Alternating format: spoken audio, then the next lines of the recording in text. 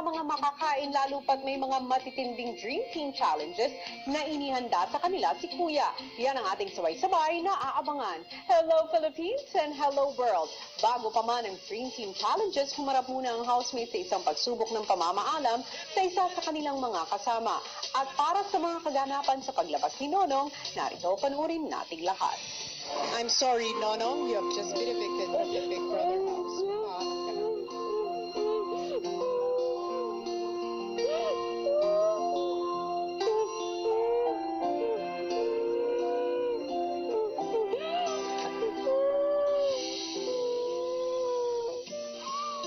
Sa paglabas ni Nonong, ang malalapit na kaibigan nakasuporta sa emosyonal pa rin na si Maymay.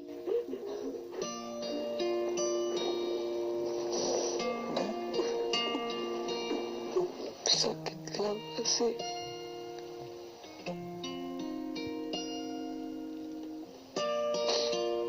siya yung andyan para sabihin sa akin pagkatatag ako.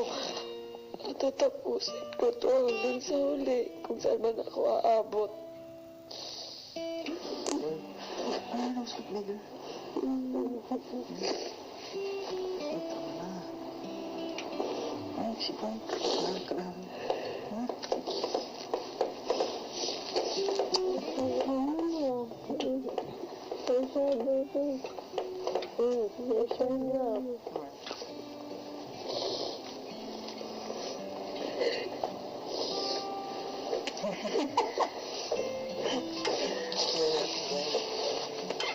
Sige, atay na. Sarap. Sige na. Ew! What's that? Habang si Jinri pinili munang mapag-isa sa kwarto. I felt guilty because I played a part for Nonong's eviction. I was his partner and we got the lowest score, and that's why we were nominated. I couldn't really believe that I was still safe.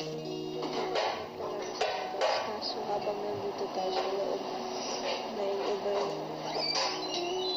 naramdaman ng bahay. Sobra pong lungkot, aminin ko po. Kasi si Kuya Nonong po, simula pa lang po nung sa Vietnam po, napalapit na po yung loob ko po sa kanya. Isa po siya sa mga taong nagpapasaya po ng bahay, tsaka nagpapasaya din po sa akin.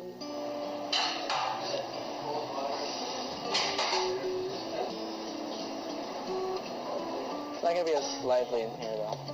No, of course it's gonna be different.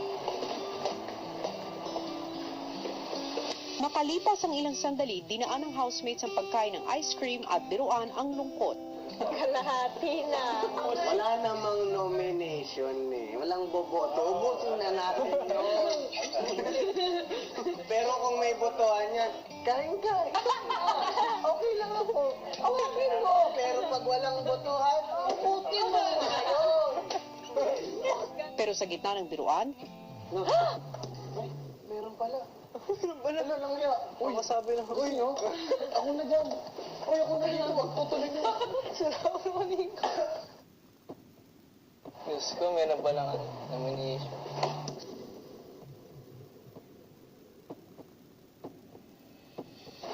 hindi nagtagal tinipon na ni Kuya ang lahat. Housemates, ngayong gabi ay magaganap na ang inyong nominasyon.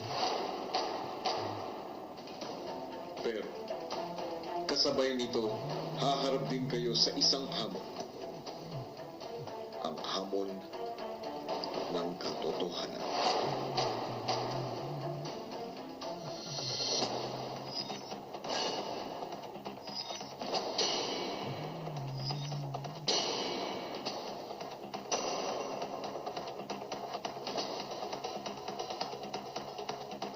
Ang mga kahon na nakikita ninyo ay naglalaman ng katotohanan tungkol sa mga nakaraang nominasyon.